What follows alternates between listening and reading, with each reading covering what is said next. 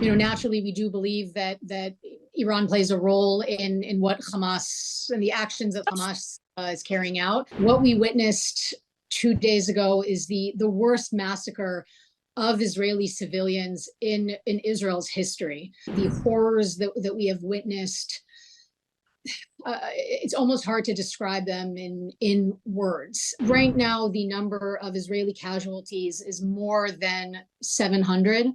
The number of injured are in the thousands. We do believe that it's likely that the number of casualties could, of course, increase. We know historically Iran has been a very, very strong supporter of Hamas, has provided Hamas with considerable financial support and other kind of support. And naturally, we do believe that Iran plays a role in what Hamas and the actions that Hamas is carrying out.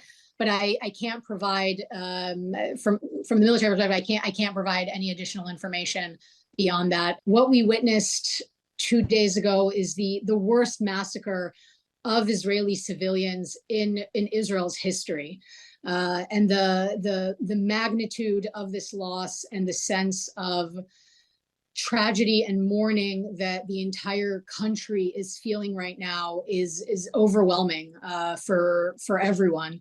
And this is something that we have never experienced before, and the horrors that we have witnessed. It's almost hard to describe them in words. And I would almost like to even start at the end and start immediately with some figures that can perhaps give a sense of this incredible loss. So right now, the number of Israeli casualties is more than 700.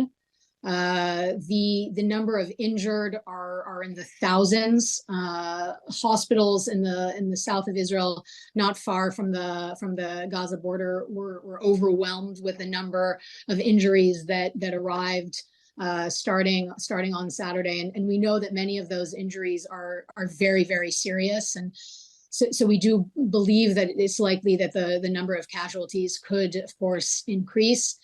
And of course, there's no way not to mention the horror of the dozens of Israelis who were taken as hostages, essentially kidnapped by Hamas, dragged across the border into Gaza, and are now there being held by Hamas. And I have to point out the fact that this was an assault against Israeli civilians. We have seen, and of course we've heard the testimony and stories of people whose parents, whose grandparents, children, innocent civilians who were dragged across the border and are now being held as hostages by Hamas. So the numbers are horrifying and devastating. Certainly for us, but I think anybody anywhere in the world who has been seeing what has happened really unfold before our eyes.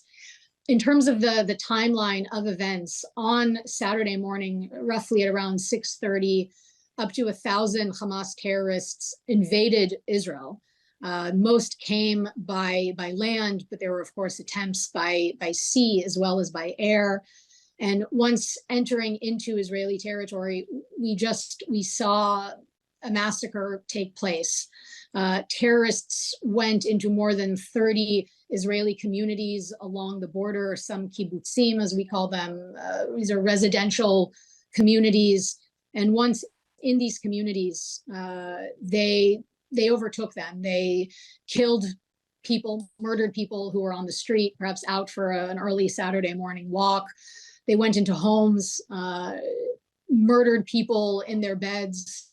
Others they took essentially as hostages and held them as hostages within those communities. And of course, many others were taken and dragged across the border into Gaza.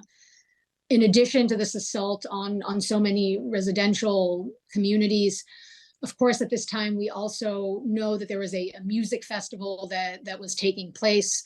Hundreds of young people enjoying music with their friends who had been out at this festival that was going on through the night and into the early mornings of Saturday. The weekend was the last weekend within this holiday period here in Israel, and we simply had young people who wanted to come and enjoy themselves at a festival. And the horror and the devastation is, of course, something that we immediately realized. And yesterday we made the horrific discovery of more than 270 people who simply were killed and slaughtered at this festival. Civilians who were there listening to music. That was apparently the crime that they committed.